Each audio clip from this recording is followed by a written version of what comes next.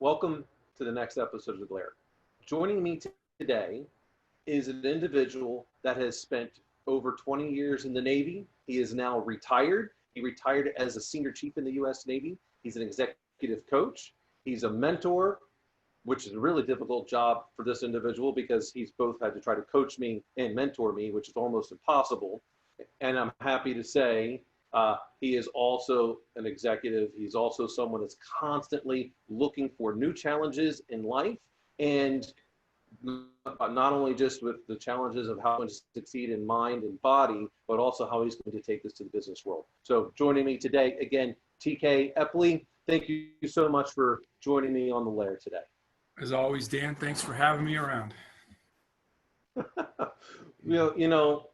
I started thinking about not only the times we worked at Silent Circle, but when you came out at First Source Bank, and it really struck me when you had said in almost a very opening conversation, never let someone take your dream away from you, including yourself. And I think that is an extremely important piece of advice, but a lot of people allow that to happen to them. And I really want people to get this, one, to find out why you believe that, but we've talked about it constantly in life. If you're not going to bet on yourself, who will?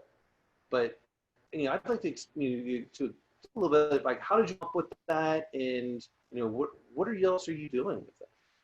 Well, I think when you talk about achievement, right? If you have average dreams, you're going to have an average life, and if you have extraordinary dreams, you're going to have an extraordinary life. And the problem with extraordinary dreams is very few people achieve that in any walk of life, whether it's just the math problem of taking a whole bunch of young men and making them Navy SEALs, or moving up in the corporate world where that pyramid gets really tight and small near the top.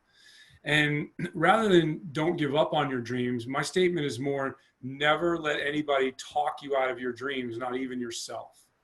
And that's the bigger problem with doubt. It's one thing to have everybody on the planet doubt you, and you can use that as fuel, or you can basically use that as the gun that gets put to your head, or you can talk yourself out of it, right? And I think I'll use the SEAL training as an example. My BUDS class started with 160 people. We finished with 13. For those people that aren't aware of it, there's a week in there called Hell Week. And effectively, with the exception of a couple hours here and there, you're up for the better part of a week. And you're constantly moving, and you're constantly doing it. The only time that you're effectively not under the gun to be messed with is when you're eating, and you eat 4 times a day. And with an attrition rate that's so high, most people don't, at that point of attack, they don't get talked out of their dreams because they're with people who want the same thing that they want, right? Everybody's trying to achieve the same goal, which is to graduate SEAL training and move on to go to a SEAL team. So how in those moments when you're tested the most, right? Whether it's physically, mentally, emotionally, right? And think about how that outside of the context of SEAL training, where that really takes you in your life, and say, how am I not going to give up on myself, right? Because that's what you're doing. And it's easy to do, right? It's, hey, if I just, my state was, hey, I'm just going to make it from meal to meal, right? So I'm not going to try to eat the elephant in one sitting and say, I've got to make it the whole week. Whatever I'm doing, I'm going to go from the meal I've had to the next meal. And I can do anything for 4, 5, 6 hours, right? That was my mindset. And it obviously worked. People get myopic, and they get down on themselves, and then they're like, well, oh man, I've still got this much left, right? And there's a lot of people that in business and everything that, they're the cloud that walks into the room, right? And then we'll never make it. And some of them will plainly say, I'm using it as a defense mechanism, right? And I'm like, defense mechanism against what? Greatness, right? Because if you're constantly thinking how everything can go wrong, you're not leaving yourself enough time to plan what can go right. And I think that when you start talking in terms of that, is most people give up on themselves. And some of it is they're the chirping from other people. The task looks daunting. They take 5 steps forward. Now they got to take 2 steps back. Okay, how do I get back up, get on the saddle and continue forward? And it's, if you don't give up on yourself, which is where most dreams fall apart, then you're good. Because when I say a dream, I mean an actionable plan to achieve something that you've not yet achieved. Because dreams without a plan is just an idea in your head, right? And so you turn it into a goal and then act on it. And I also like to use the having somebody, tell somebody about it so you get held accountable, which is, you're big into that as well, Dan. I am. I'm curious when you mentioned it. I don't know why I've never asked you this question before. But after you graduate from Buds, how do you get selected into which SEAL team you're going to be a part of? Well, it's different how it happens today, but 30 plus years ago, you fill out a piece of paper. You got near the end of training, and you had literally, they called it a dream sheet, and you would figure out. You'd say, hey, I want to go. Nobody really knows anything about the difference between any of the SEAL teams culturally, right? We're all SEAL teams, but each, as you in any organization, each team has its own vibe, right? And it's based on historical references and waypoints of that command. And a lot of it is driven by somebody that was really powerful in the culture at one point, and a lot of that stuff is held on. So largely what folks do is they say, I either want to go to the East Coast or West Coast. And so you fill out, if you want to go on the West Coast, you say, my first choice is, one of the three, at the time, 3 SEAL teams on the West Coast. And if you want to go to the East Coast, it was one of the 2 SEAL teams on the East Coast. Right. And so you largely said, I'm trying to make a geographic selection. Ultimately, it's needs of the Navy. Right. But because I had a friend of mine that was in my class and he got injured and he got rolled back to another class, and he was set to go to SEAL Team 2. And then the next class, everybody in that class, because of needs of the Navy, went to the West Coast. Right. And so that's, you don't really, you get to raise your hand. You don't get to pick. And, for the rest of your career, you have some say in what you do and where you do it. I didn't know that part. I mean, I know a little bit about what you said in order of getting to the command in Virginia Beach. You had to, I think if I remember correctly, you had to spend a certain amount of time with one of the other SEAL teams to then go through that process. So when you joined to become a SEAL, I think you said, if I remember correctly, you were part of SEAL Team 2. I was part, yeah. When I graduated SEAL Team, when I graduated Buds, we went, which is Basic Underwater Demolition SEAL School. That's 6 months. Then from there, you go to jump school at the time down in Fort Benning. These are things that are 30 years old. It's not the way things are done today. Then you went to Fort Benning, which for 3 weeks of jump school, which effectively turned out to be a month with in and out and all that stuff. And then you showed up on the front door of SEAL Team 2, ready to do whatever they asked you to do. And then at the time, you didn't have your Trident, the SEAL insignia. You hadn't earned that yet. You basically were a Buds graduate, and you were ready to be trained to actually be a SEAL. And if you didn't have that mindset, you weren't going to be successful. And then you went through 6 more months of training. And at the end of that, then you got your Trident. At the time, because there were so few SEALs in comparison to how many there are today, aggregate number, it was very personal. Everybody at SEAL Team 2 knew who you were, for good or bad, right? By the time that you got done. That 6 months, and everybody had a chance to touch you in some way, right? Whether it's professionally, emotionally, and there's a lot of professional stuff that at the time, if you looked from the outside, it wouldn't seem professional, and a lot of advice that you get along the way that I was with a bunch of old team guys the other day. We were joking around about one individual, and it was a time we were all together, and it's like a moral paradigm that we still use today. And he was just mad and venting because somebody was telling him what to do and he didn't like it. And he spouted out inadvertently these great words of wisdom.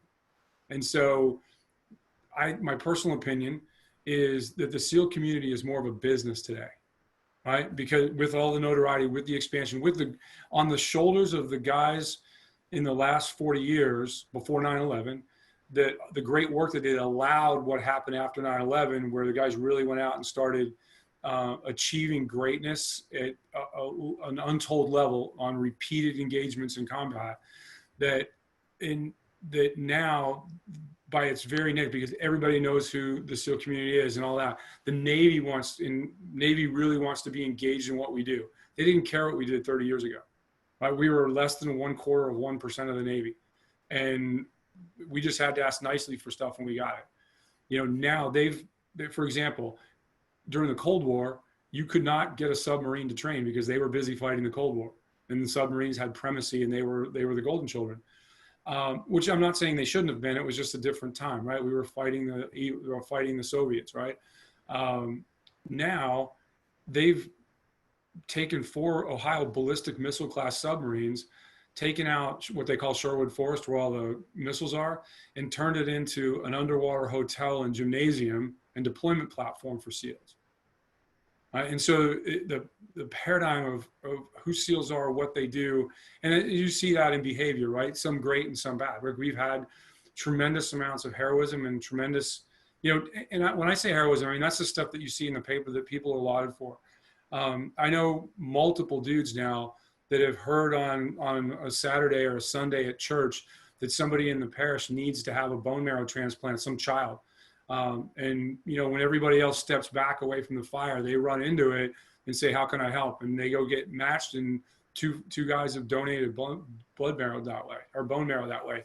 And to me, I look at, everybody wants to talk about what goes on when guys have guns in their hands. I want to talk about everything else, because I think those are in business and everything else, right? I think those are the important moments. Those are when the best decisions are made about people, because you start to really find out who people are. Right. In the case of us working together, how long did it take us to really find out who's who when we're in the office, kind of not working, but laughing? Right. And you start to see who the real human is. Okay, here's how far I can push this person to be great. Or I can't do it this way, but I have to do it another way. And that's when your leadership tool bag really comes out.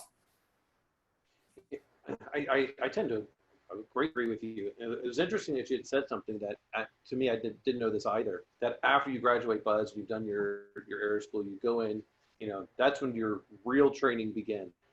I related that to when people say, oh, well, you've got a black belt in such and such martial arts. And I'm like, that just means I've mastered all the basic things. The real training begins after you have mastered the basics. And and I think that's also true even in business. I mean, once you get to a particular level, you've just, like, there's a lot of people that can become the vice president or senior vice president of a certain company, but to get to the C level, that is because you've mastered all the basics in your area of management, and now you're finally getting a chance to be at that C level, and then you could say you're almost at a grandmaster level if you get to the CEO, because it's even different. You know, to be a C level person, you wind up you should be able to manage really anywhere in the C-level space. I mean, to a certain extent. I mean, maybe I shouldn't be able to be CFO because I don't have certain things, but how much difference is there between the CIO and the chief operating officer or chief strategy officer? Maybe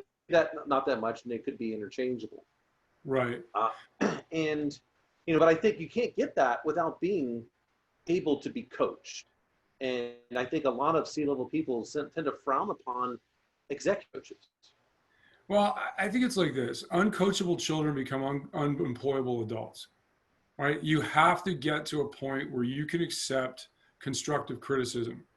One of the hallmarks, and it's not just the SEAL community, but the military in general. I use the Blue Angels as another example, or what we euphemistically call AARs, or after action reports, right? Or after action review. It's not a written thing.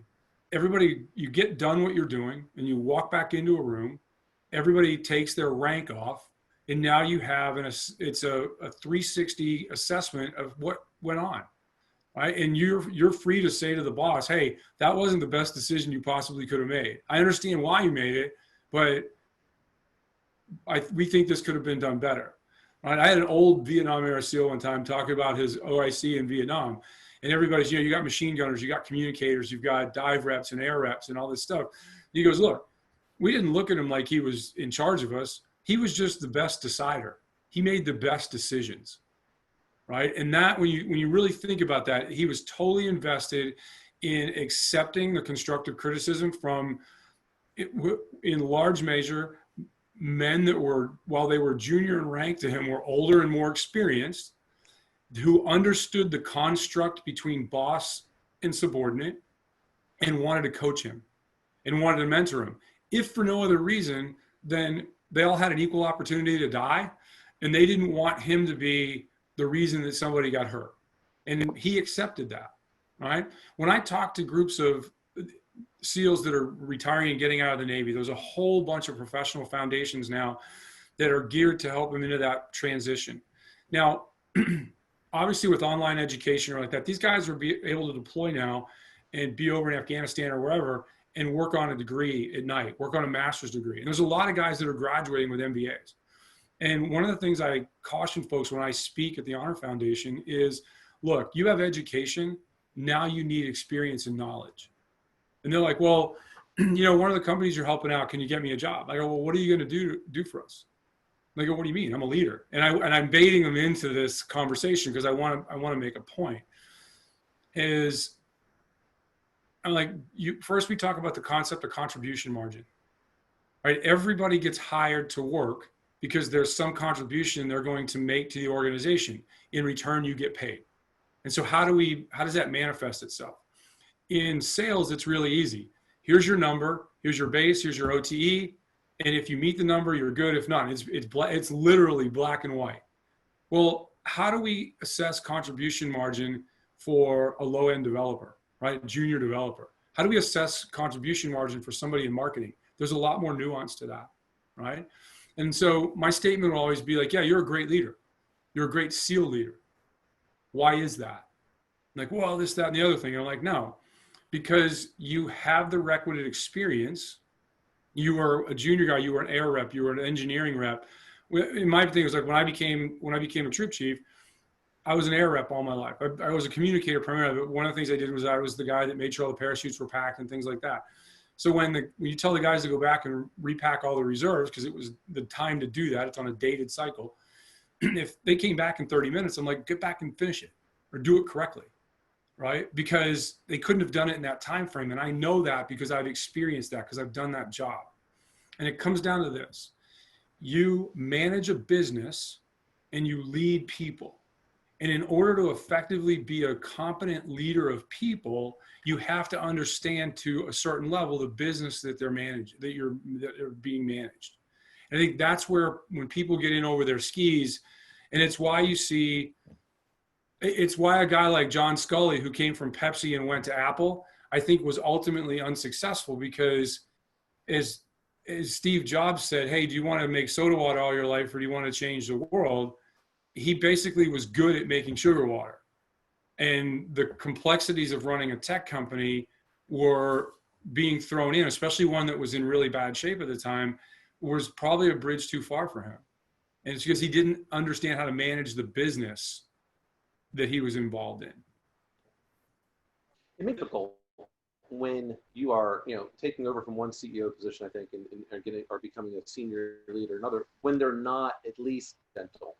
I mean, there's a big difference between making, Coke, Pepsi, and all of their products, and technology. I mean, I have never been a professional, developer, but I know enough about coding to understand quite a bit of things and understand that the person that needs to be in charge of that directly, what skills they need to have. But the rest of it, I've done all of it.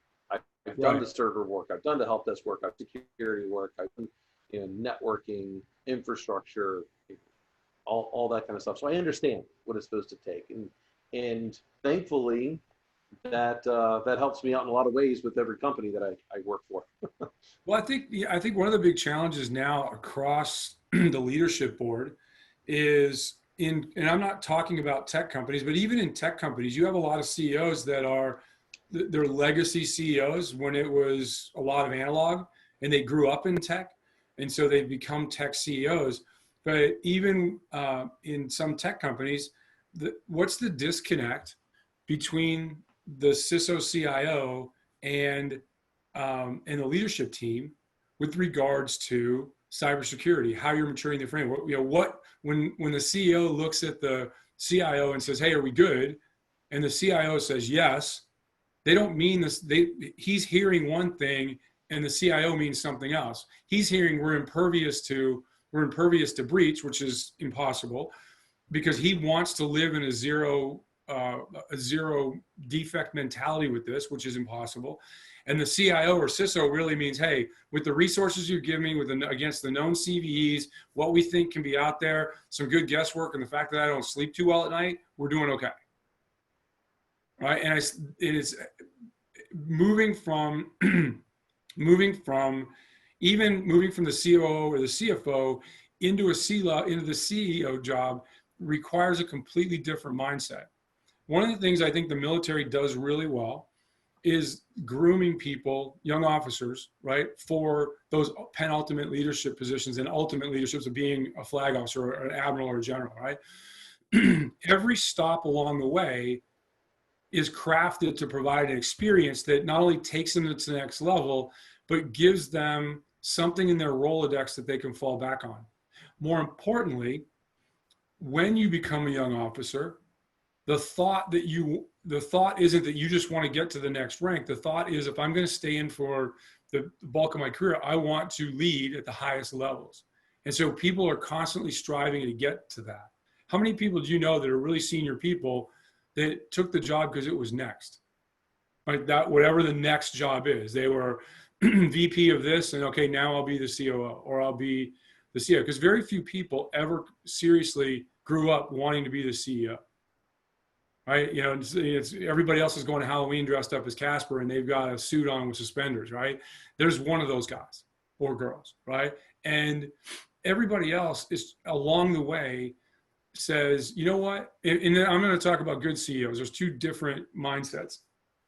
Everybody, the people that they get a passion for helping others, right? And then that passion for helping others says, hey, how do I manifest that? Well, guess what? If I'm the CEO, I can have a certain amount of influence over people. And when I say over people, I mean to help give them the tools to achieve greatness, right?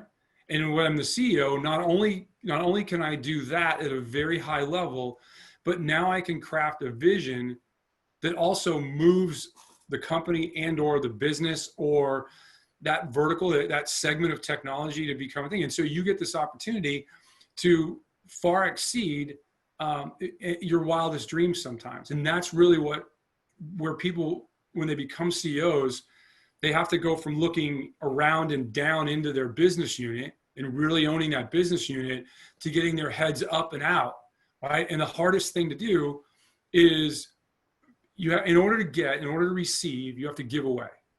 And what I, as a leader, as a CEO, have to do is I've got to provide context of decision-making so that when everybody understands how the decisions I want them to be made, I don't want to make them for you, right? I want you to do great things and I want you to be great.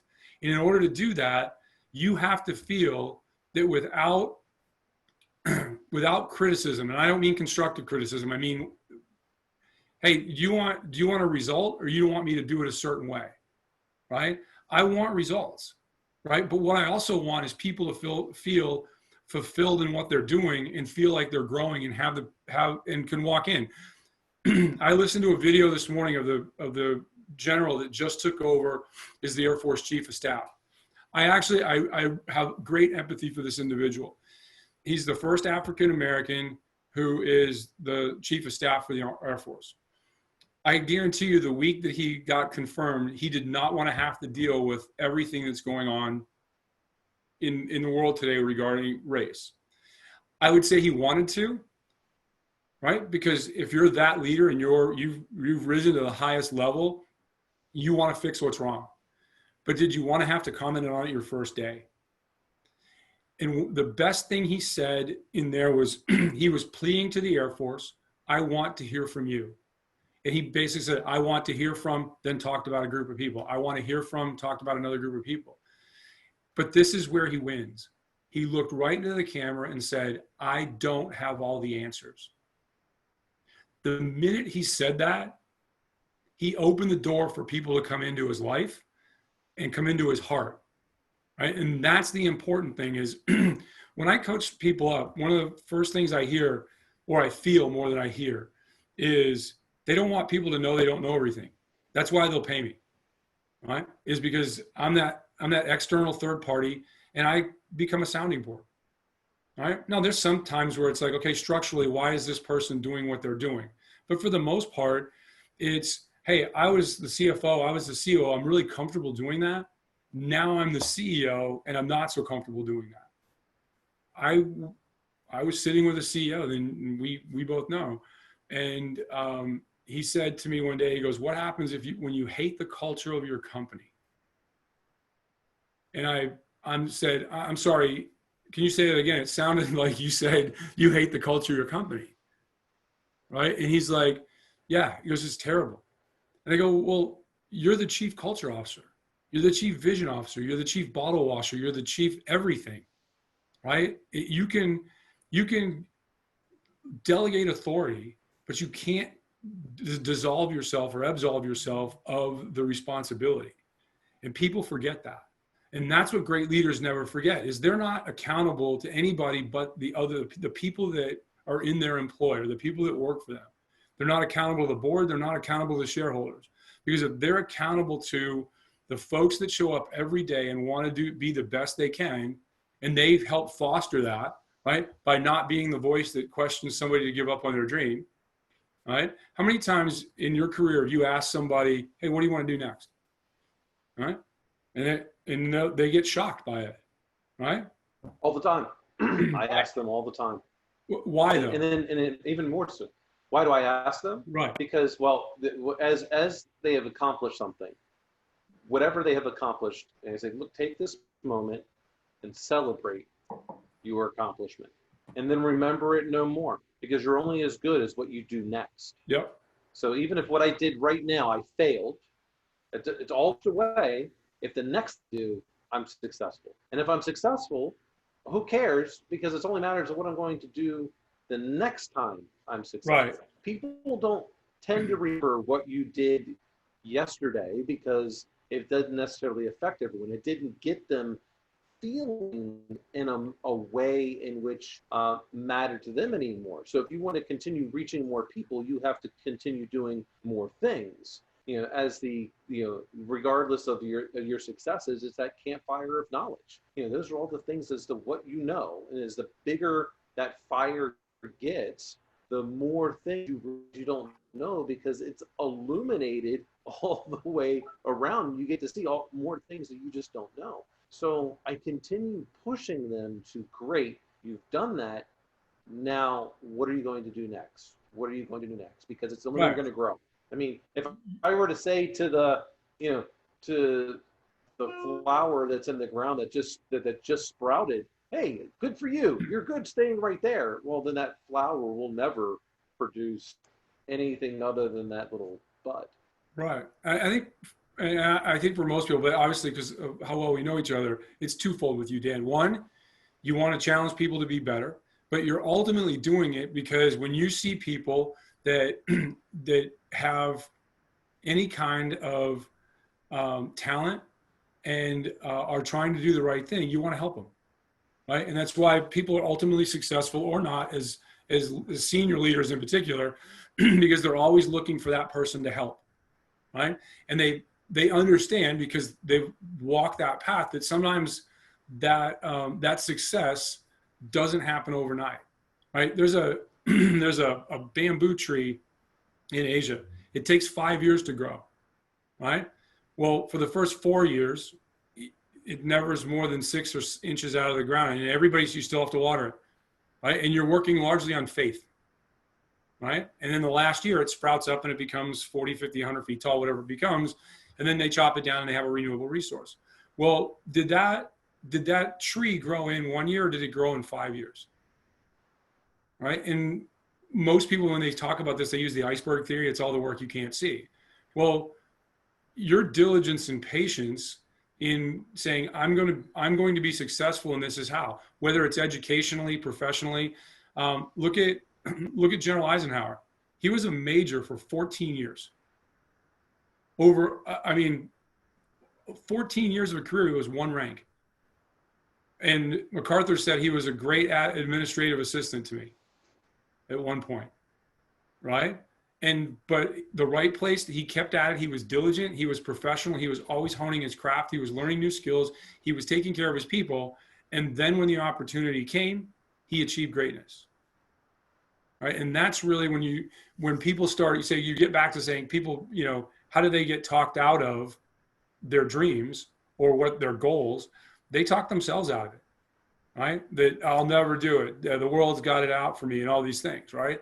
And trust me, everybody, it creeps in on you. Sometimes it creeps in on me and everybody else. How quickly can I get that out of my mind?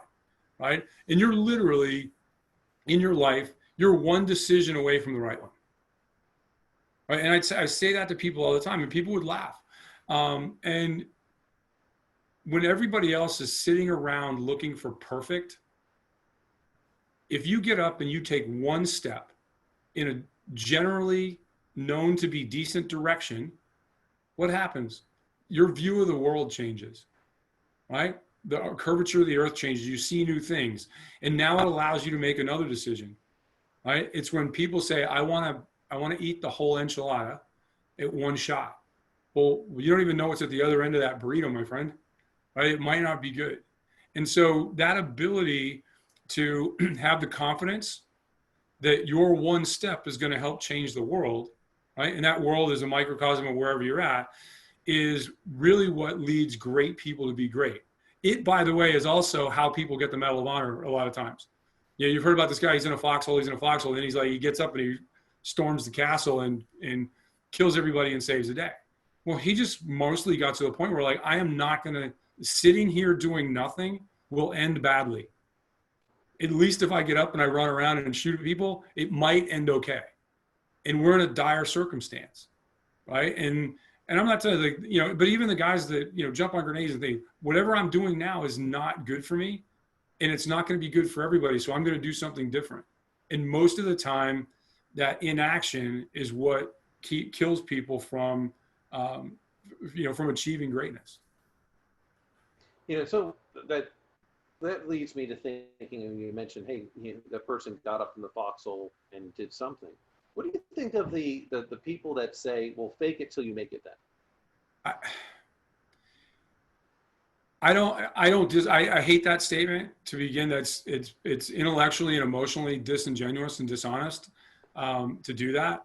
But are you faking it till you make it, right? And you're just incompetent, and there's a level of narcissism that usually, rolls in with that I find to be off-putting.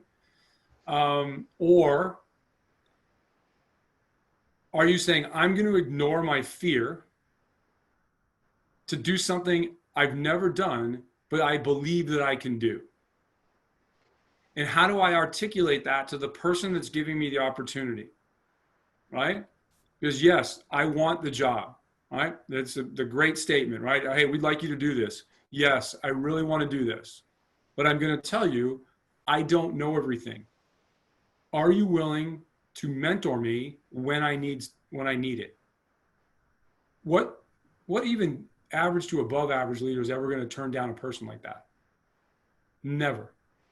I don't think they ever should. And I think that's kind of where I was going with that fake it till you make it, because when I most people say it's about being disingenuous, but I don't think that was the original intent. I think the original intent was, hey, I know what the plan is going to be because I've already had this track record of being successful. If I act like it, people they're going to know I have something, even if I haven't come up with it yet, because I know I'm going to. So by having that appearance of being put together and I think that's what the original intent was. But today I'm seeing it used as more of, well, I don't need to know it right now. I'm just going to make people believe I know how to do a skill, which is completely different. Because if you're talking about a skill, someone's going to find out real quick. Right. You have no idea how to do that skill. But I can tell people all day long, I know how to weld. I can't weld. Yeah, until somebody puts a welding gun in your hand. Yeah. You don't know how to turn it on, that kind of thing, right? There's and Stanford did a big study on this, like year over year type study, and it was the effect of narcissist leaders on enterprise. And they went in with one thought about percentages and all this. And the statement that was written was, there are far more narcissist CEOs than ever imagined. And the problem is the boards really like it. Like when they go and interview with the board, they're going to do CEO. The guy walks in, he's full of ideas, he's full of bluster. I've saved the world. There's a lot of I in there, right? When they're talking, and they get into that situation, and it becomes abusive, right? Because nothing's ever their fault. They have all the great ideas. Anybody that has an idea that puts it out to the group and it can't be co-opted by the CEO, they get marginalized by from the herd and things like that. That plays well for about 18 months to 2 years, and then people start voting with their feet, right? And as you know, younger folks today are more willing to pick up tent pegs and go somewhere else. They're not going to sit around and tolerate it because money's not the absolute driver in what they do. And that's good, right? I mean, yes, you want to have a lifestyle, you want to be able to pay your bills and all of those things, but especially in that post-college to probably 30-year-old, before you start thinking about getting married and having kids, they're willing to do it. Google, hey, stop doing business with the government, U.S. government, or we're going to leave, right? Some of the projects they were working on. Facebook, some people are unhappy with how things are vetted before they're allowed to be put into the public domain. Some people would say censored, but we'll just say vetted, right? And so they're like, hey, we're done, we're leaving, right? Even the founders of WhatsApp, when they sold into Facebook, they left equity on the table and left early because they got unhappy, right? And so that the rise of fake it till you make it. And so in order to do that, you have to start co-opting people's ideas and make them your own, and not be intellectually and emotionally strong enough to give people credit where credit's due, right? And the word "we" is a very powerful. I is very powerful when you're taking ownership of something that was adverse, right? And it's the old adage, success has 1,000 uncles and failure is an orphan, right? But the minute you can own you and own situations that are made yours to own, even if they're really not. If you're the CEO or you're the commanding officer, does it hurt you to save somebody's, not even save their career, to save them emotionally or save them within the group, to say, no, that was on me, right? Now, if somebody's been malicious or egregious, you certainly want to, pay for it. But there's sometimes where people make mistakes, not because, I don't think anybody willfully makes a mistake. I think people are willful about being unprepared, right? And so when the time comes to make those decisions or to do those things, they're unprepared, so they make mistakes, but they don't lack the ability to make the correct judgment or get the correct answer. They just weren't prepared, right? One of the things we say in the SEAL community is you're never going to rise to the occasion. You're always going to sink to your level of training, right? And so for us, that's why training is so important. And it's not practice. It's perfect. Practice makes perfect. If I practice shooting a gun between my legs and I'm just going to get good at that, which really isn't a good way to go, right? And so if I'm doing something poorly and I continue to practice it while I'm doing it poorly, I'm only going to get better at that. And so I used to say this all the time. People get mad too. And I'm like, look, so many people walk through life they're satisfied to appear to be competent, and they work on the appearance of competency, right? If you're going to spend that time to appear to be competent, why don't you go actually learn something and be competent? And that goes back to what you're saying. And it's a knowledge curve where, especially now with the internet, you can go out and get the 10,000 foot view and get all the lingo down on any subject really quick. So the graph goes up really quickly. And then you teeter over it into the 95% I know nothing about. You go back down to the bottom and then you start up again. The reason that narcissists and leaders that are trying to pull, that have the ability to pull something over on somebody with a knowledge base can do it is because it's somebody that has no knowledge in that field looks at what they're saying, they look up and they're like, wow, they know a lot. What they can't do is see behind and see the next higher mountain of all the stuff that you really need to know. And so I think that today, the fake it till you make it culture is driven by our ability, A, to find out enough information to seem conversational on something, and B, the willingness of people to hire you if you're that guy, right? And this is always my thing. It's like, look, you hire somebody, you're saying, hey, we want you to pick up whatever you were doing, and we want you to come help us. Right? That's a heavy investment, right? You're asking a lot of that person because most of them are already employed where they're at, right? And you want them to materially change everything about what they're doing in their life and everything, and pick up and come and work for you. And then when they get there, if they don't know everything, what do? You just get rid of them? No, it's on, you own some of this because you decided that person was a good fit. So now you have to invest time and effort into that. And that's where, when we talk about it, we talk about empathy and accountability. All right. Hey, here's the thing. I get it. Right now, you don't have the skill set to do this job. That's somewhat on us because we felt you did. But we're going to put everything in your way to give you all the tools you need to be successful. But here's the thing. At the end of it, I still need the result. Right? And I'm not threatening you. I'm telling you, here's the accountability piece of this. I want you to be successful. I want you to come ask questions. I want you to go seek guidance. But at the end of it, I need the result because that's what we hired you to do. That's the transaction we have. And because it's my fault that we didn't assess this properly, we're going to give you all the tools. Right? And I think that keeps people on the reservation, on your, as part of your tribe, and a lot longer than that mentality. Hey, what happens if we pay to train people and they leave? Well, what happens if we don't and they stay? Right? And you have to create that culture of learning, however that manifests itself. Well, and I think that's extremely important in just everyday life. I mean, I can't remember who said it, and I'm probably brutalizing the quote, but it was essentially, the moment you stop learning is the moment you died or something like that. Right. Which I think is true. If you're choosing to not continue to learn, well, then you at least you're mentally dead. You're saying, hey, I don't need to do anything else. And the world still is changing. Even if you choose not to, the world's going to change. Yeah, just because you're sitting still doesn't mean the rest of the world is. Oh, I mean, last time I checked, the Earth is constantly moving. And it's really difficult for something flat like that to move, right? A cube doesn't want to do that. Well, TK, I really appreciate you coming on. And this is the kind of the segment where this is when you were talking about being held accountable. This is where it's time to pay Dr. Ford. And so what's next for TK? What are we going to be holding you accountable for when the next time you come on, we can check in on that goal? What's next for TK? I have two goals. One is to be the rep or the voice for a supplement company, for a line of supplements for people in my age group.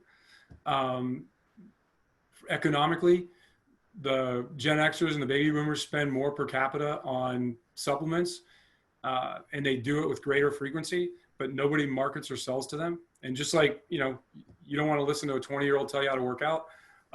We'll talk about that. And then to move on and be the CEO of a bigger company than where I'm at now.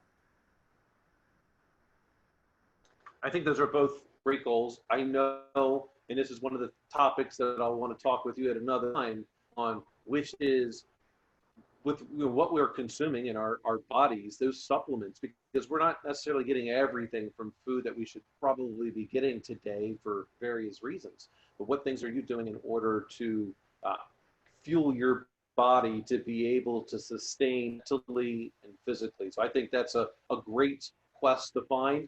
I myself have been looking at several different companies and the products and the reviews and what research is done and how does that make my body feel when I take these things. So I think those are both great goals. Again, TK, I can't thank you enough for coming on. I appreciate it. I appreciate you and everyone out there. Take care. Thanks. Thanks, everybody.